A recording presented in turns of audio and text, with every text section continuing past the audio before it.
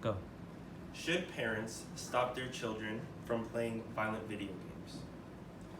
Children, as well as teenagers today, spend a great amount of time playing video games.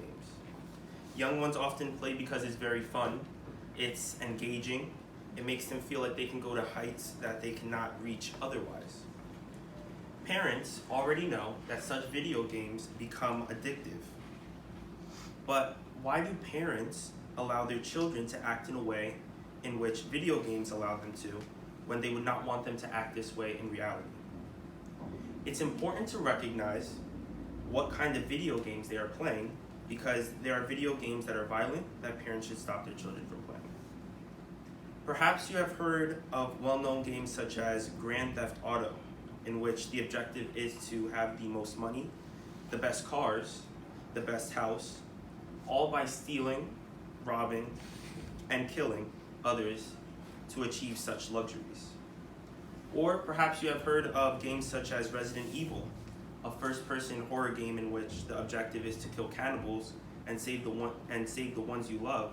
Perhaps you've even heard of Call of Duty, just to name a few. I myself have never played such video games that involve killing, mass shooting, bloodshed, etc. My parents believed in the negative outcomes that some pose from playing such games.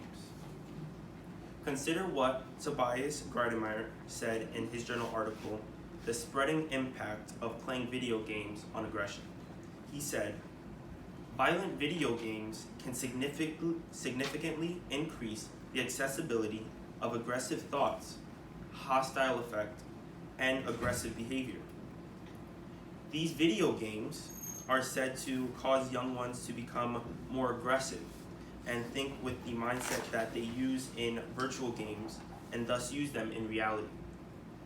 These video games, although they do not look harmful, when young ones are playing them, these effects hit at a slow rate.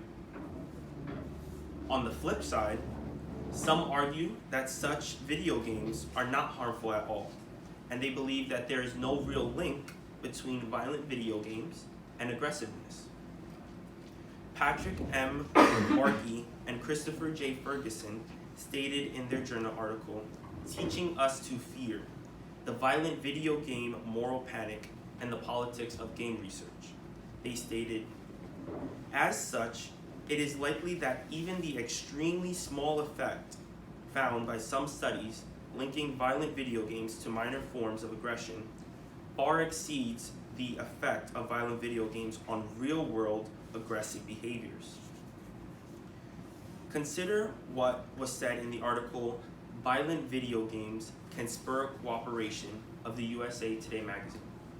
It stated, the new research suggests playing a violent video game with a teammate changes how people react to the violence. You're still being very aggressive, you're still killing people in the game, but when you cooperate, this overrides any of the negative effects of the extreme aggression. I fully understand the point this article is making, as it is to point that many parents bring up as it is stating a point that many parents bring up today. It's stating that children are improving their team-working skills by playing such video games. After the cross-sectional study in the journal article, Daily Violent Video Game Playing and Depression in Pre-Adolescent Youth, the results showed that playing high-violence video games far more than 2 hours a day is significantly associated with having a higher number of depressive symptoms.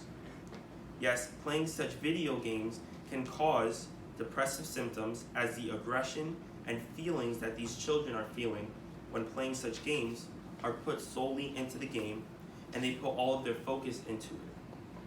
Such games also lead to depression due to the fact that the intensity of the violence in such games can be stressful. More often than not, many young ones do not have someone in the household that understands what they are going through in such games. So they bottle their emotions up and they disconnect themselves from the real world. In all, children learn from observing. They learn from engaging and mimicking what they view. Violent movies and television shows, although they can have negative effects on young ones, are not as engaging as first-hand video games.